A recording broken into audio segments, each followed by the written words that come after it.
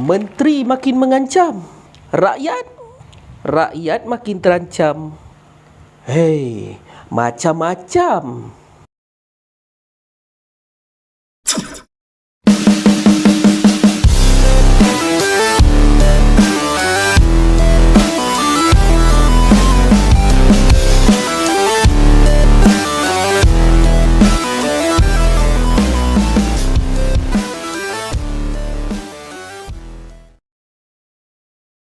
Assalamualaikum warahmatullahi wabarakatuh. Salam sejahtera, dajahau, vanakkam dan salam reformasi. Bertemu lagi kita di channel Said Badlishah. Terima kasih kepada anda yang terus setia bersama dengan channel Said Badlishah. Sejak langkah Sheraton dimulakan dan kemudiannya kerajaan Tebuk Atap mengambil alih pentadbiran negara, kita mula melihat satu persatu ketidakcekapan kerajaan dalam mengendalikan hal-hal pentadbiran. Kebanyakan para menteri Kerajaan Perikatan Nasional seperti tidak bersedia untuk bergelar seorang menteri. Malah saya yakin ada di antara barisan para menteri dan timbalan menteri sampai sekarang pun kau tak kenal. Maklumlah, saiz bukan main besar menteri dengan timbalan menteri ni. Sampai 70 lebih. Banyak muka-muka yang kita tak biasa nampak pun. Especially timbalan-timbalan menteri. Entah apa agaknya function diorang di dalam kerajaan. Tak usah pergi jauh. Kita ambil timbalan menteri kesihatan cukup. Kau kenal siapa timbalan menteri kesihatan? Dan itulah kau nak tekan Google kan? Dikala wabak pandemik COVID-19 ini sedang meninggi, sepatutnya Menteri Kesihatan, timbalan Menteri Kesihatan, inilah orang yang paling depan menangani krisis ini. Tapi yang kita selalu nampak muncul di kaca TV, KP Kesihatan Dr. Nur Hisham. Menteri pun Ismail Sabri lah, hari-hari dia seronok buat PC.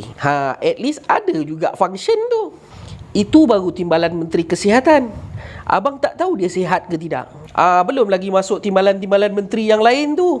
Ada pula menteri yang sibuk nak jadi model. Kerjanya tak seberapa. Perubahan penampilan dia pula yang mengatasi populariti tugasannya. Apa ke benda menteri model ni dah buat? Begitu lama dia senyap, tiba-tiba dia muncul dah jadi model. Tugasan hakiki sebagai seorang menteri? Kementerian Wanita ni banyak juga kerjanya kau tahu. Ibu tunggal, anak yatim, kebajikan masyarakat, OKU, child marriage.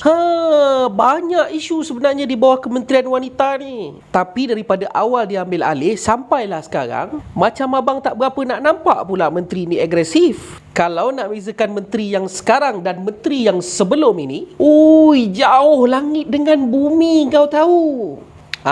Kalau nak bezakan Rina Harun dan Datuk Seri Dr. Wan Azizah ketika menjawat jawatan Menteri Wanita, dari sudut tugasan dan cara kerja, nampaknya kedua mereka ini sangatlah jauh berbeza. Kalau nak beza pula timbalan Menteri Wanita yang sebelum ini dan timbalan Menteri Wanita yang sekarang, seingat saya lah kan, Hana Yuh orangnya very hands on.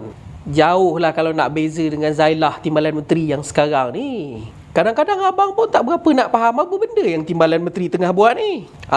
Abang bukan nak komen pasal dia jadi cantik ke apa. Dia nak ubah penampilan daripada gemuk ke jadi kurus ke.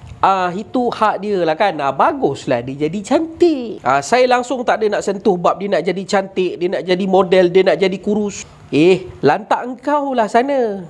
Engkau jadi cantik pun rakyat tak makan juga. Engkau kurus, rakyat tak jadi gemuk juga. Yang gemuk tak kurus-kurus ni abang kau tahu. Ada ke kawan-kawan abang suruh abang potong usus? Kalau abang kurus, larilah subscriber abang semua. Kan? Soal perubahan penampilan, dia nak jadi cantik, dia nak jadi kurus, dia nak jadi model, itu bukan isu di sini. Isu utama sekarang adalah tugas beliau sebagai seorang menteri. Bukanlah saya nak memuji Datuk Seri Dr. Wan Azizah kerana saya dulu adalah setiausaha akhbar beliau, tetapi kerana saya tahu bagaimana Datuk Seri Dr. Wan Azizah ini bekerja, dan dari pengamatan saya, Kak Wan dan Rina ini jauh bezanya. Sepanjang saya bertugas sebagai setiausaha akhbar kepada Timbalan Perdana Menteri merangkap Menteri Pembangunan Wanita, Keluarga dan Masyarakat, jadual Kak Wan hari-hari padat tahu. Daripada masa dia masuk ofis pukul 8 pagi tu, Para pegawai ni dah mula tercongok dekat bilik dia untuk brief menteri apa tugasan dia hari ini. Daripada waktu itu sampailah waktu dia balik, abang yang gemuk ini tercungap-cungap tahu nak kejar cara kerja Kak Wan ni. Sangat laju, very efficient, very hands on. Kak Wan tak suka perkara-perkara lara. Kak Wan tak suka buang masa. Sepanjang tempoh beliau ada di pejabat, beliau isi dengan pelbagai tugasan yang cukup padat. Ada saja perkara yang melibatkan rakyat dan sampai ke pengetahuan beliau. Yang dia tahu tak berapa nak jalan, dia kejarnya kita orang semua pergi cari semua pegawai yang terlibat.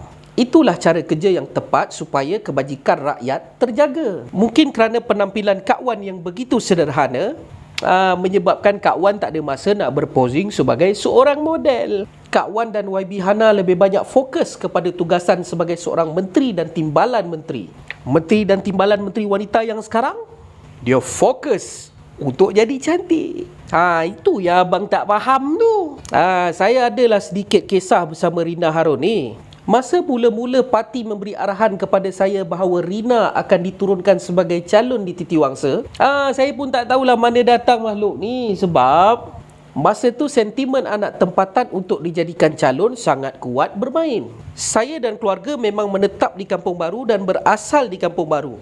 Dah belas tahun saya dan family buat kerja di Parlimen Titiwangsa itu. Bila parti memberi maklum bahawa kerusi Titiwangsa akan diserahkan kepada Parti Peribumi Bersatu, sebagai seorang aktivis yang memang bekerja untuk parti, saya akurlah. Tak apalah kan, kita fokus kerja je. Bila Rina datang very last minute masuk ke kerusi Titiwangsa, masa tu terpaksalah kita buat alignment sikit, beritahu dengan orang-orang lama Kampung Baru bahawa calon Pakatan Harapan pada ketika itu adalah saudari Rina Harun.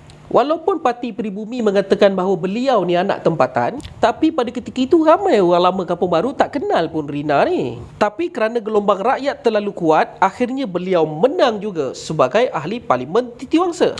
Nasib beliau baik, dah menang jadi menteri pula tu. Menteri Pembangunan Luar Bandar masa itu. Masa dia jadi menteri zaman PH pun tak adalah dia perform sangat. Tapi sebab atuk nak dia juga jadi menteri, maka jadilah dia menteri KPLB.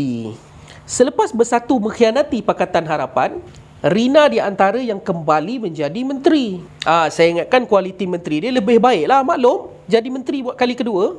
Rupanya kualiti kerja cukup teruk. Yang makin bagus, rupa paras dia yang makin cantik. Jadi kepada menteri model Rina Harun, udah-udahlah buat photoshoot. Mulalah fokus bantu rakyat. Orang Kampung Baru pun ramai dah bertanya tu, mana Rina Harun ni, lama dah tak turun. Parlimen Titiwangsa tu lama dah Rina tak tengok. Jangan asyik nak tengok kamera je. Turun buat kerja kawasan. Orang dah pilih jadi wakil rakyat kan. Kan bagus kalau wakil rakyat cantik turun buat kerja kawasan. Abang pun bangga wakil rakyat abang cantik. Engkau tahu? Engkau faham tak ni? Kalau engkau faham, bagus. Itulah saja apa yang saya nak cakap pada video kali ini. Pendek ajalah membebelnya sebab abang dulu bertugas di Kementerian Wanita tahu. Bila tengok Menteri Wanita asyik posing sana, posing sini. Abang perhati je lah perangai kau ni. Jadi kita haraplah kan menteri berkenaan berubah dan mula bekerja.